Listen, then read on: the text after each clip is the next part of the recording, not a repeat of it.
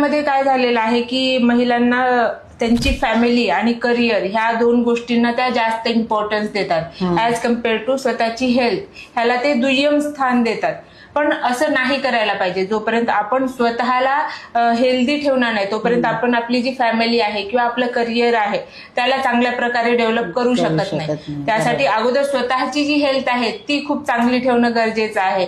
कारण की जेव्हा आपण आपल्या रोजच्या रुटीन मध्ये जे काही चेंजेस करतो की उशिरा जेवण करणं किंवा चहा कॉफी ह्यांचं जास्त प्रमाणामध्ये सेवन करणं किंवा आपल्या शरीरामध्ये जे काही चेंजेस होत आहेत, जे काही त्रास होते त्याकडे दुर्लक्ष करणं, असं समजणं की हे डेलीचं रुटीनच आहे आणि त्याकडे दुर्लक्ष करणं, ह्या सगळ्या गोष्टी कालांतराने त्यांना महागात पडतात. कारण की जेव्हा ह्या गोष्टी पुन्हा पुन्हा घडतात तेव्हा त्यामध्ये पीसीओडी किंवा पीसीओएस किंवा थायरॉइडची समस्या किंवा वजन वाढणे, डायबिटीज ह्यासारखे अनेक आजार अशा स्त्रियांमध्ये आपल्याला बघायला मिळतात.